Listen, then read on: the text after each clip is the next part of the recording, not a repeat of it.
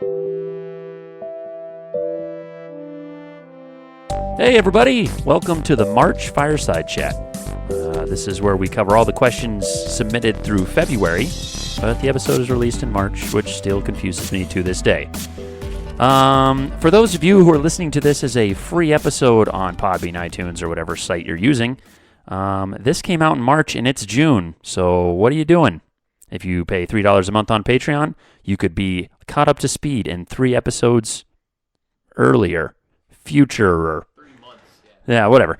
Anyways, all right, so we're going to kick this one off. We got a bunch of questions submitted, so we're going to go ahead and try and work our way through this. The first one's from a listener of ours, Trevor Spencer. He wants to know, in the Boothill, Legrande and Stone, what their investment is with the Blackness. Did they know about the Blackness? Did they see it? Were they themselves corrupted, I guess, for lack of a better term? He wants to know what their involvement with that was. I'm actually going to let Brad answer this one. Are you? Oh, thanks, Nate. That's so nice of you. Oh, good. Okay, well, as you all know, having listened to the episodes, Legrande and Stone were really the major active moving force behind the evil. But it was only Colonel Daughtry that communed, so to speak, with this mysterious blackness, the misty, tendrily black force. The question was, were they aware? What was their involvement with it? Well, they were aware that it was there, and they knew because that was the foundation of all of it, but they weren't communicating with it. They weren't talking with it. They didn't get messages from it. All of that was sort of channeled through Colonel Daughtry.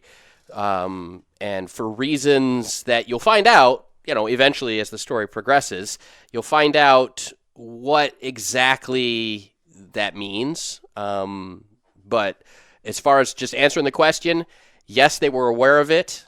No, they didn't talk to it. Okay. So. All right. Thank you for that question, Trevor Spencer. Yes, thank you, Trevor. Thanks, Trevs. Our next question is from a person who's been listening to us a long, long time, and maybe a relative. Jeff Burklow. He wants to know if any of us have ever played the board game Eclipse, Race for the Galaxy. Is that right? I think so, yeah, the original. Something like that. The Eclipse board game. And if we have, what our favorite race to play is. So let's start with Nate and work our way around the table. All right, so Jeff, I haven't played Eclipse at all. And I'm not a huge sci-fi fan. I'm more partial to fantasy games. So I don't know anything about Eclipse. I know that it's a board game and people play it and they enjoy it, but that's not me, and I'm going to pass that on. All right. Well, that's fair. We all haven't played every game out there. I have played my fair share of Eclipse. And honestly, I think of all of those weird and races and everything, my favorite is still just the humans. Wow. Just playing the regular humans because they get that trade bonus, the 2-for-1 trade bonus instead of 3-for-1 or 3-for-1 instead of 4-for-1. But it especially in late game, it is a game changer if utilized to the maximum potential. So really, I just like playing any of the human races. So unique. I know. So in the galaxy, you can pick anybody. Like playing vanilla characters. Yeah, basically. Well, no, because they get a bonus that others don't. So very vanilla. I've played a few times, and I don't remember the name of them, but I like the Science-y Brainiac guys. I want to say Cylons, but I think that's from Moo 2. Yeah. The guys that get, when you do one they get token, more they science. get 2 researches instead of just But anyways, it's a fun board game. It takes a really long time, and if you like deep strategy games in space, it's for you. Otherwise, I wouldn't bother with it. Moving on. This question is from Nagi, because he likes to brag, and he's Nagi. So he wants to know how much damage the giant took from falling down the ramp when we were obviously back in D&D just before our next jump, and he used push on the giant's foot running down the ramp and all that. And just to elaborate on it, Nagi was genuinely concerned about how much damage he did. Like, this came up after the episode came out, and he was like, I actually kind of want to know what damage I did. Because Brad rolled really well, apparently. So, Brad, why don't you go ahead and tell us? So, the giant, when he fell down that thing, took 4 6-sided dice and damage. So 4 to 24 damage twice because he fell for 2 rounds. And after rolling both times, adding it all up, he took 42 damage. 42 out of a maximum of 48. 6d6. So you roll well. 8d6. Yeah, Brad was rolling real good that night. Well, yeah, to hurt the giant. Yeah. But yeah, that was pretty critical because the party was kind of divided up at that point. Things weren't going real well, so that actually probably helped us out. Yeah. All right. Thanks, Nagi. There, he answered your question. Go away. All right. Our next question is from me, actually. Hey. I was thinking about this. You have a question? Of course I have a question. So we're roaming around in the ice caves, doing our things, the giants, all the giants. Killing giants and doing giant things with giants. Yeah, and I realized that in the first/second, I think, episode was the bully or whatever of Big Yohan. And he was also a frost giant, if I remember correctly.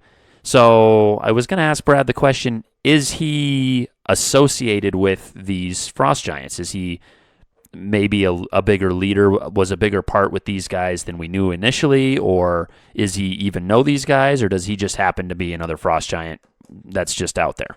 So he is actually part of the frost giants that you battled. He is part of the group of, following Jarl Grungnir, the big bad guy you fought at the end of the Frost Giant Glacier.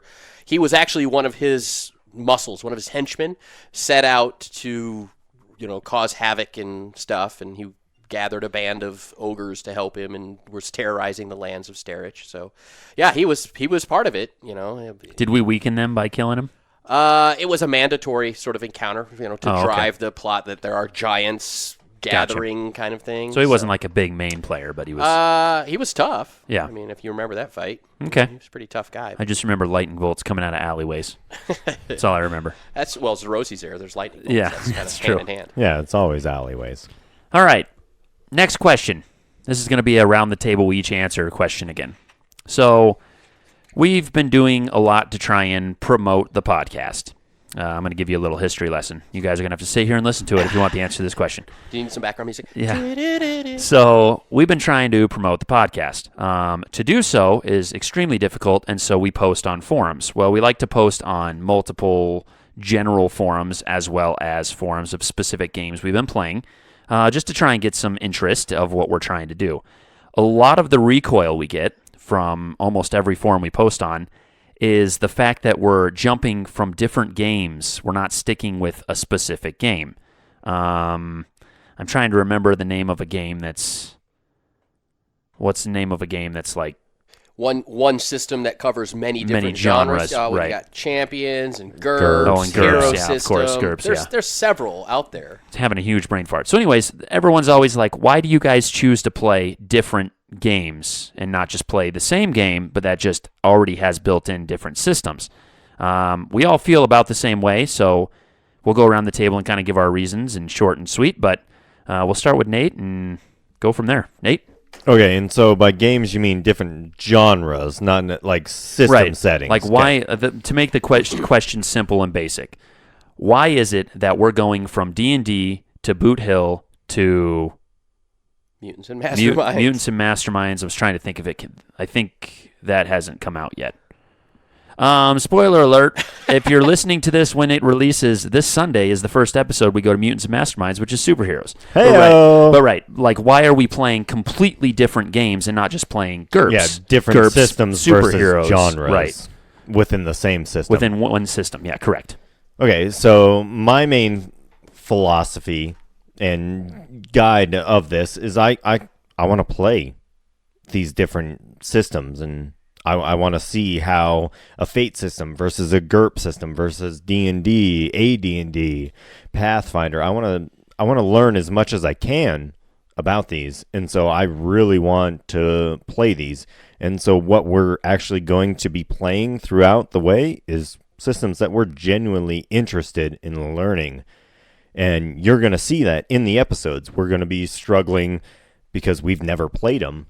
And so it's going to be a learning part on ours, but we're also hoping that you are intrigued by these systems and will eventually play them as well, because we're having fun, you're having fun, kind of a thing. And the ongoing story just drives that us world jumping allows us to try out these other systems that we've never tried, but we want to actually try, and we're just trying to string a story along as we go. Brad? I like my kind of motivation, because most of the systems that we've got plotted out, I've already played. I've already game mastered them. I've run them.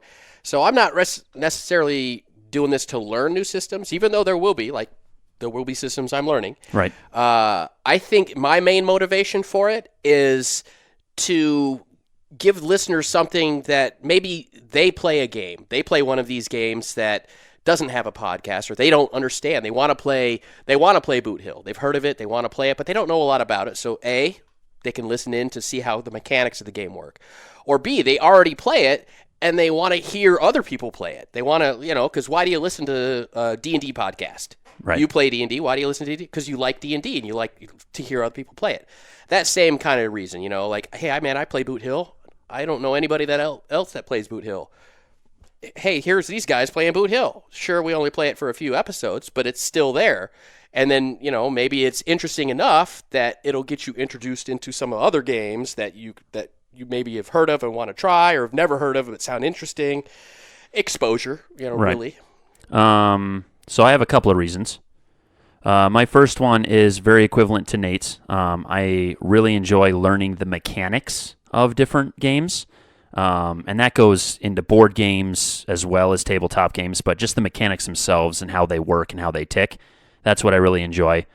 But the other big avenue is, obviously, we're playing so many different games that there's a lot of, similar to Brad's point, is that we can, talk to people about Mutants and Masterminds, and talk to people about, we don't have to run these super long campaigns and play all these systems to really get a feel for the game itself. It's enough to get an idea about it, but we don't have to play it for 4 years and only ever have played it. So it's fun for me to just learn it. But another thing that came up, and we've discussed this outside of, obviously, this recording, the big reason we really, really, really enjoy doing it this way is because there's just something about a game and a group of people that have developed a game specifically around a genre. Sure, GURPS covers cavemen and superheroes and fantasy and all that stuff, but they're just altering their system to work in that genre, where you take a room of 3 idiots like us to sit in a room and make a game about superheroes. There's a lot more effort and work into that game, which thus makes the game more involved, more superhero-esque. It makes it a better game, and I think that's something that we really enjoy, is that, yeah, it's a lot of work to be able to do, learning new systems, running campaigns and new systems. But that's just a big part of it. Is it makes it a better experience overall for listening and for playing. Brad, you have something to add? You're raising your hand. Not to knock those systems that have multi-genres. Yeah, exactly. Like GURPS and Champions and et cetera. Good call. Those are good systems. Yeah, I didn't those mean are good to do systems. That. Yeah. But they are designed for a specific mindset. Somebody that wants to play one's mechanic. Right. Basically. Get familiar with a game system and then use that familiarity without having to go learn a whole new system, buy a whole bunch of new stuff. If you don't want to do that, sure, those games are great for you. But if you know what you want to do and you have great ideas for like an extended campaign, I highly recommend getting a genre-specific game. Yeah. Because, like Greg said, there's going to be a lot more resource and detail and research put into that specific genre of game. Yeah, that's a good point. I didn't mean to knock anything else. It's just, for us, we really wanted the feel of like Wild West to be a very Wild West system, not a D20 system that's just happens to have Wild West on top. So tailored to it. Yeah. It's a more authentic, was the word I was looking for, authentic feeling game. So yeah, and honestly, that's why I'm more excited for later on. Like Boothill was great. Mutants and Masterminds. Again, coming out Sunday. Yeah. I really want, I've been pushing Brad for this nonstop. I really want Fate. I want Call of Cthulhu. I want Shadowrun. I want, Yeah, we have a list longer than we'll ever be able to play. Yeah, and I've got a list at home. I think there's 32 systems. Yeah. So. Yeah. And that's cutting out a lot of the other systems. I know we've even talked about going to like GURPS Cavemen, using GURPS in one of their alterations, but just for that little bit. So, right. And then there's also like different fantasy, because there's D&D, which is everybody's fantasy game, Pathfinder, D&D, right. edition. But there's also like Warhammer fantasy. There's GURPS fantasy. There's also different fantasy genres, which the mechanics of the game are different enough, the worlds are different enough, the interactions are different enough, where it is the same genre, but it is a different setting. So that's, later down the line, we're not ruling those out as a potential game system. Right, yeah. Yeah, it could be something familiar enough, but not. And yeah, even though we go back to our fantasy bodies, we're playing a different system. It's Burning Wheel or 13th Century or something like that. All of those are fantasy worlds, but it's a darker, grittier kind of field than what we're used to, kind of thing. Darker and grittier. Yeah, I really do. Dark. But anyways, we won't dwell on that one too long. But yeah, that's kind of your reasoning. We just want to make something authentic, and it's fun for us to learn and do something new, and it keeps it fresh. Our RPG resume grows, so to speak. It's cool to be able to kind of have played different games and not just that's a great D&D for 25 years. Great question. Like Brad. What are you saying? Yeah. 25, maybe 10 years ago it was 25. Right. Sorry. So anyways, wrapping that one up. Thank you, I guess, for asking that. It's just something that's occurred, so I thought I'd ask it. So thanks, Greg. No. Good questions, Greg. You're really knocking them out of the park today. No. All right, so this next one's from our biggest fan ever, known as the Willist. Yes. Thank you, Willist, for everything that you've done. Yep. Love you, bro. Also might be a relative. I was going to drop the point that it was brother I can call of yours. somebody a bro even if they're not bro. my actual bro. Brad's a bro. So this is another fun history. I'm going to make this one short, I promise. He asks, how is Camper? For those of you who don't know, we started this podcast probably over a year ago, and we played Star Frontiers. No, we started with Pathfinder for a little bit, but we played Star Frontiers, and we did part of a campaign. I think it was about 25 episodes, and our fourth person was a good friend of ours named Camper. He left for personal interest. He just basically wasn't enjoying himself playing the games. It felt too... I don't know. He didn't like being behind the mic, I guess, for lack of a better term. So he wants to know... It's tough, in all fairness. It's not easy. Tough. Yeah, and it is quite different. It's not as just sitting down and playing like you would do in a normal session. So, but anyways, so he wants to know how Camper's doing. I tried to get an interview with him and bring him in to just kind of record a short blurb with me, but he's lazy, so he didn't want to. It's Camper. Yeah, he didn't want to. So, but I did ask him. I talked to him a little bit. He's doing great. He's not involved in any other podcasts or podcasting. He just didn't enjoy it, so he's really not even looking to pursue anything like that. He still plays tabletop games. Actually, ironically enough, I DM a game, and he plays in that game. We're playing Pathfinder, Rise of the Rune Lords. It's going awfully because I'm terrible, but it's fun.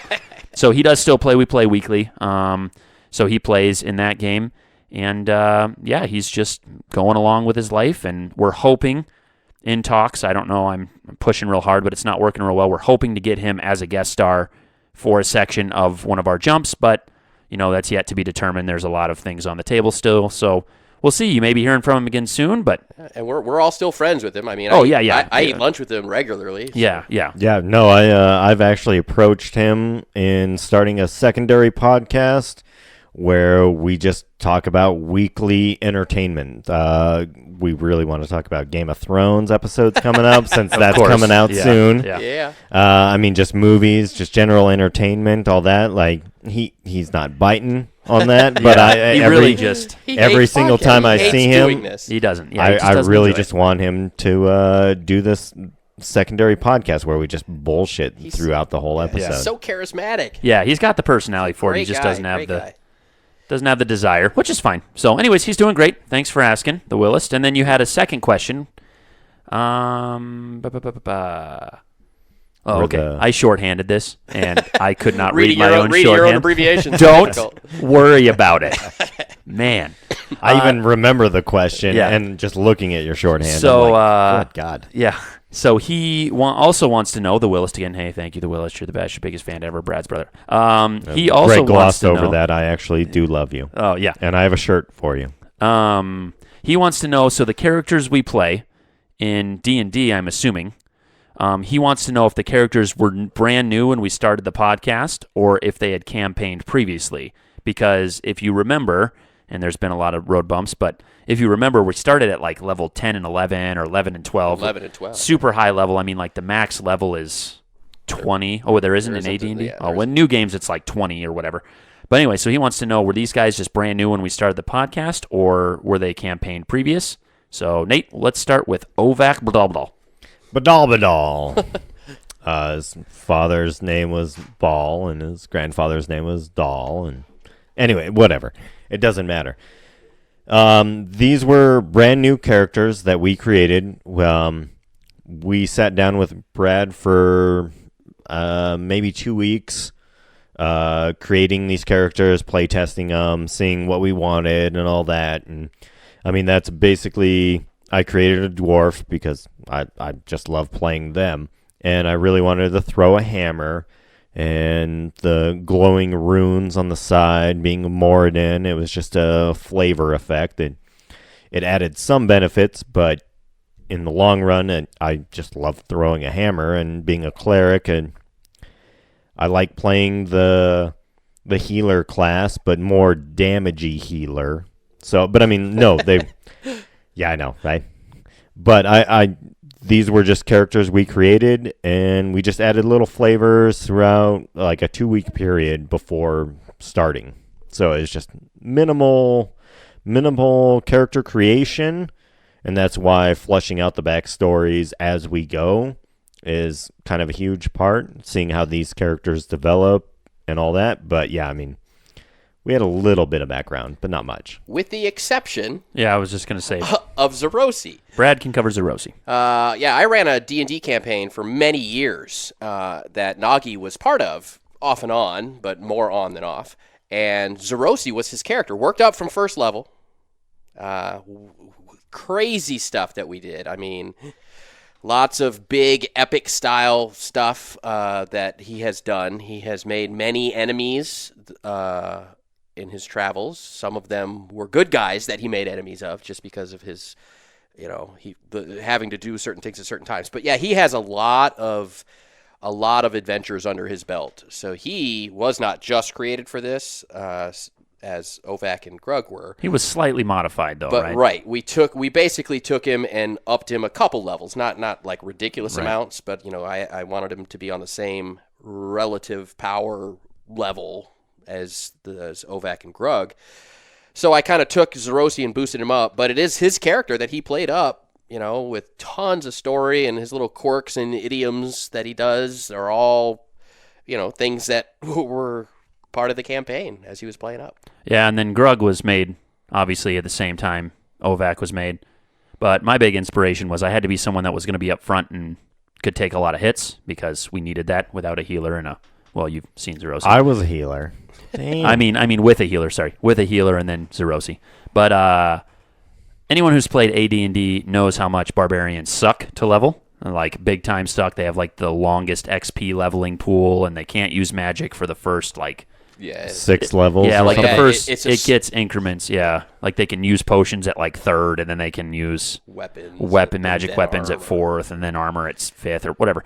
Just a big pain in the ass. So coming in at level, 12, I think I am, or whatever, was just a huge opportunity to play a high-level barbarian, with all the hit points and all the sweet stats without having to deal with the grind, the lack of a better term, stupid, BS-y grind. So that was my thing, as I was like, it'd be cool. He's got some special abilities, and then I just started making him big and strong and stupid, and that's where he is. And there's Grug. And how much... And he inspires a little bit off of Gronk, I've realized, off of Emperor's New Groove. Oh, I thought you meant Gronk like Gronkowski. Oh, no. Patriots. No. Off of Emperor's New Groove, where he's just like... Yeah, but he doesn't... With Yzma. Yeah. Yeah, just like... Grunk, pull the lever, Gronk. Well, and Grunk's kind of a druid, because, he speaks to squirrels. That makes him a druid. Yeah. Yeah, it does. Gotcha. Oh, wow. I didn't even know that. All druids speak to squirrels. All druids speak to squirrels. Anyways, getting off track again. So that's it for all of our questions for February 2019 Thanks, guys. March 2019 episode, which comes out soon. Comes out in June if you're listening for free, but you could get the other 3 episodes for only $3 a month and support your favorite podcast ever. Yeah. We release these once a month. Yeah. And if you're just waiting for them to be free, you're 3 months behind. They didn't make it this far, I guarantee you. Nobody did. Just... Maybe the Willis and your brother. Both of your brothers made it this far. And Stanley, Tyler Martinez. Oh, that's true. Stanley, Tyler Martinez, yeah. Maybe there's a few of them. thank you guys for all that you do to support us. Like, it's genuinely, I love everything that you do. Any question that you have, we will answer full-heartedly. I'm just excited to do what we do, and with your support, I want to say thank you. Absolutely. I love you guys. Keep it up. Keep listening. And as long as you keep listening, we're going to keep doing this. So Keep in mind, no controversial or personal quotes, but Brad lives in Missoula and has 2 brothers. So that's been released on these episodes because we're terrible at this. So, Hey, thank you guys. wow. We'll see you guys next month. Merry Christmas.